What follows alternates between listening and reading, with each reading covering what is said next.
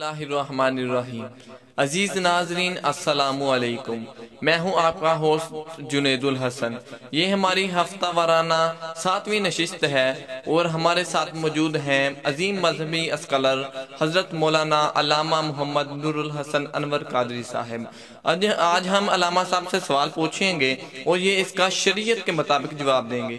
حضرت ایک صاحب نے سوال کیا ہے کہ بیٹھ کر نماز پڑھنے والا کتنا جھکے، اسے کتنا جھکنا چاہیے؟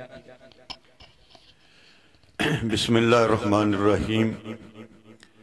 بیٹھ کے جو نماز پڑھنے والا ہے وہ جب رکوع کرتا ہے یا سجدہ کرتا ہے تو سجدے میں رکوع سے ذرا تھوڑا سا زیادہ جھک جائے، یعنی اپنے گھٹنوں کے بہت زیادہ قریب بھی نہ ہو لیکن تھوڑا سا اوپر اس کے جھک جائے، بالکل نیچے مطلب اتنا نہ جھکے کہ اس کا سر جو ہے زمین کے ساتھ لگے۔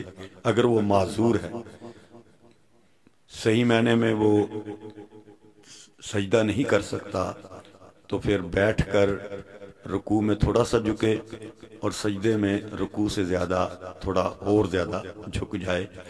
شرط یہی ہے کہ وہ سجدہ اگر دوسرے طریقے سے نہیں کر سکتا، عذر کی بنا پر یہ اجازت ہے۔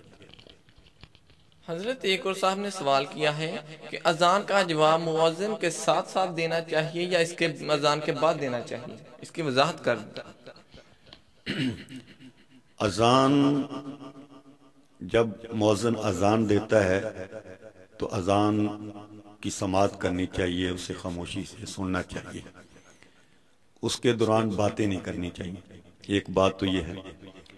دوسری بات یہ ہے کہ حدیث میں آتا ہے، نبی کریم صلی اللہ علیہ وسلم نے فرمایا کہ جیسا مؤذن کہتا ہے ویسے تم کہو۔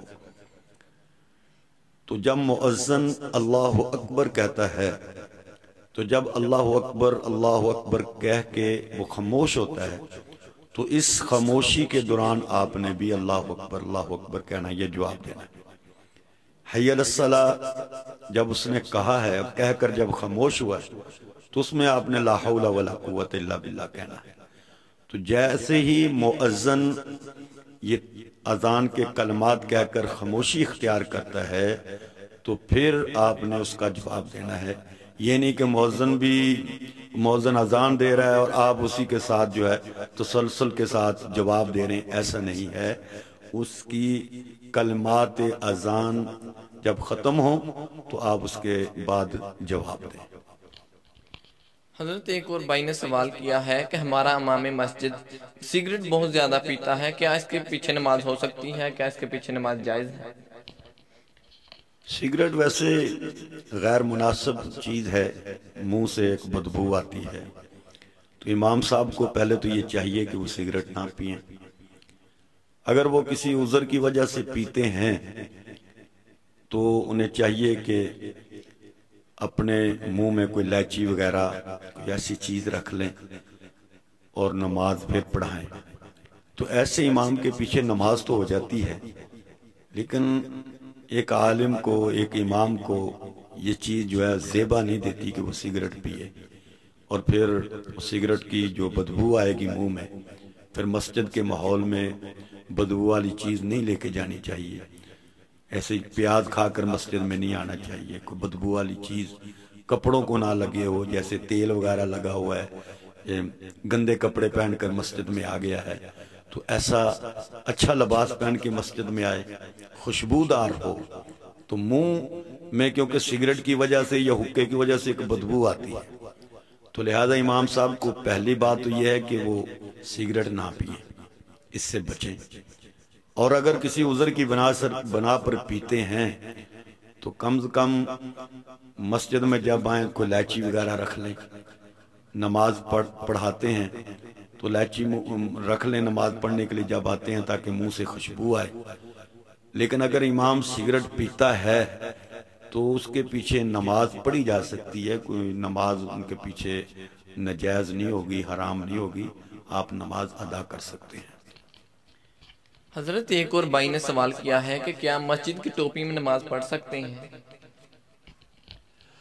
مسجد کی ٹوپیاں بعض مسجدوں میں بالکل وہ پلاسٹک کی ٹوپیاں ہوتی ہیں اور دوسری کھجور کے بنائی ہوتی ہیں، تو ایسی ٹوپیوں میں نماز ادب کے خلاف ہے، کیونکہ یہ ٹوپیاں کوئی غیر مناسب سی ہوتی ہیں، اچھی نہیں ہوتی ہیں۔ ان ٹوپیوں کو پہن کر آدمی کسی شادی میں جانا چاہے تو شادی میں نہیں جائے گا، سمجھے گا کہ یہ جو ہے ٹوپی اچھی نہیں ہے، یا یہ حقیر سمجھتا ہے اس کو۔ پھر وہ ٹوپی پلاسٹک کی جیسے آج کل مل رہی ہیں، وہ بالکل بھی کوئی خوبصورت نہیں ہے۔ تو بہتر طریقہ یہ ہے کہ وہ اپنے گھر سے ایک اچھی سی ٹوپی پہن کر مسجد میں آئے اور نماز ادا کرے، مسجد والی ٹوپیوں سے احتراز کرے۔ اگر کوئی رکھ کر پڑھ لیتا ہے تو نماز ادا ہو جاتی ہے، لیکن قرآن و سنت کا حکم یہ ہے کہ جب مسجد میں آؤ تو زینت کو اختیار کرو، اچھا کپڑا پہن کر آؤ۔ تو زینت یہی ہے کہ لباس اچھا ہو، انسان کا صاف لباس ہو، تو سر پر ٹوپی بھی ایسی رکھ کر آئے کہ جس کے ساتھ وہ کسی مجلس میں، کسی شادی میں جانا چاہے، کسی خوبصورت محفل میں جانا چاہے تو جا سکے، وہاں اسے کوئی حقارت کی نظر سے نہ دیکھے، خود کو اپنے آپ کو وہ کسی حقیر نظر سے اپنے آپ کو نہ دیکھے۔ تو ایسی صورتحال میں بہتر طریقہ کار یہی ہے کہ وہ اچھا لباس پہنے، اچھی سی ایک ٹوپی خرید کے رکھ لے، وہ نماز کے وقت جو ہے وہ سر پر پہن لے، تو اللہ کے گھر میں خوبصورت انداز میں آنا چاہیے۔ حضرت ایک اور بھائی نے سوال کیا ہے کہ تصویر جیب میں رکھ کر نماز ہو سکتی ہے یا نہیں؟ جس طرح کہ ہمارے کرنسی کے نوٹوں پر بھی تصاویر ہوتی ہیں، کیا ایسی حالت میں نماز ہو سکتی ہے؟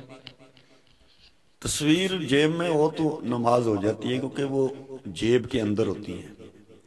تصویر کو سامنے رکھ کے نماز نہیں ہوگی، لیکن تصویر اگر جیب میں رکھی ہوئی ہے، کہ جیسے کرنسی نوٹ وغیرہ ہوتے ہیں جیب میں، شناختی کارڈ ہوتا ہے تو جیب میں ہی ہوتا ہے، تو ایسے نماز ادا ہو جائے گی۔ حضرت ایک اور بھائی کا سوال آیا ہے کہ میری شادی نہیں ہو رہی، اس کے لیے کوئی وظیفہ بتا دیں۔ شادی کے لیے وظیفہ ایک تو ہے کہ سورۃ کوثر، انا اعطیناک الکوثر فصل لربک وانحر ان شانئک ھو الابتر، اسے ہر نماز کے بعد جتنی تعداد میں پڑھ سکتا ہے پڑھے، اور پڑھ کر دعا کر لے، اور یہ پڑھ کر اپنے ہاتھوں پر پھونک مار کے اپنے چہرے پر پھیر لے۔ ایک تو یہ عمل ہے۔ ایک ہے یا علیم یا حلیم، یا علیم یا حلیم، یہ اللہ پاک کے صفاتی نام ہیں، انہیں کثرت سے پڑھے تو انشاءاللہ ان کی شادی ہو جائے گی۔ اچھا، تو ناظرین، آج کی ہماری سوال و جواب کی یہ نشست یہیں پر اختتام پر پہنچتی ہے۔ اگر آپ کو یہ ویڈیو اچھی لگے تو ہمارے یوٹیوب چینل کو سبسکرائب کریں، ہماری اس ویڈیو کو لائک کریں اور شیئر کریں۔ اگر آپ کو بھی کوئی سوال پوچھنا ہو تو آپ ہم سے کمنٹ میں پوچھ سکتے ہیں، ہم آپ کو اس کا شریعت کے مطابق جواب انشاءاللہ اگلی نشست میں ضرور دیں گے۔ اللہ تعالیٰ آپ کو اور ہمارا حامی و ناصر ہو۔ اللہ حافظ۔